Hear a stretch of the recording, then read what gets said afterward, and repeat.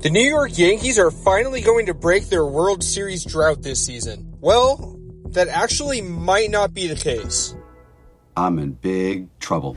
After getting off to a torrid pace and looking like they would run away with the division, things have gotten, shall I say, a little bit complicated. Early in the season, the Yankees got a bit of bad news. Their reigning AL Cy Young Award winner Garrett Cole was going to miss time due to injury. Not knowing what we do now, this seemed like a massive blow to a team we all thought had very little pitching depth. But as the season progressed, some unsung heroes stepped up to the plate, or shall I say mound, and had early success. Some of the guys that stepped up turned out to be a resurgent, or so we thought, Carlos Rodon, a breakout season from Clark Schmidt, and a rookie phenom, Luis Gil. For a while there, it looked like this was a formidable pitching staff, especially with how well Heel pitched for most of the first half. Up to this point, he's pitched to a tune of a 3.17 ERA, a WAR at 2.5, and 118 strikeouts in a little over 100 innings. Not bad for a guy who came into this season having low expectations. Fast forward to mid-July, and this rotation has taken a bit of a turn, and not for the best. We win 7 in a row, now we're gonna lose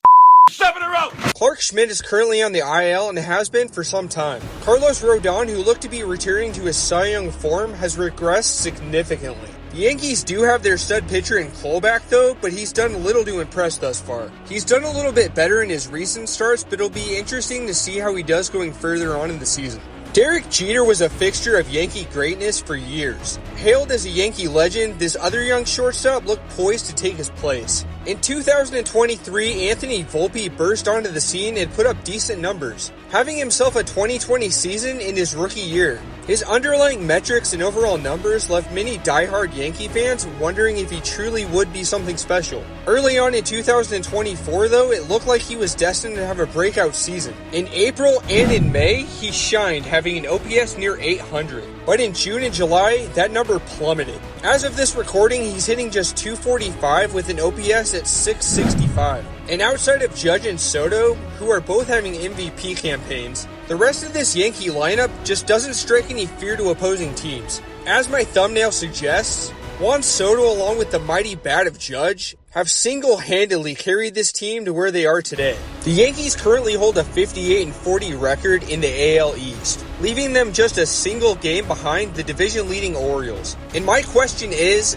Juan Soto enough to carry this team to World Series glory? In my opinion, I think not. If the Yankees are going to take down the Orioles, I think they need to make a huge splash this upcoming trade deadline. I mean, go out and bolster this rotation and get a guy like Garrett Crochet for this pitching staff. Reports are saying, though, that I've seen that in any trade that they do with the Chicago White Sox, they're going to have to include top prospect Nolan Jones. But in my opinion, I say what the heck, just go out and do it. You need a guy like Garrett Crochet in your rotation. I think if they could get a package of maybe a Crochet and Luis Robert and make a push for this division, go deep in the playoffs, and have a chance at winning a World Series championship. I am anxious and curious to see just what this Yankee team does when it comes to the trade deadline. But all in all, I just do not think with this pitching staff currently, and with Judge and Soto pulling all the weight, I don't see this Yankee team standing pat and making a big push for the World Series.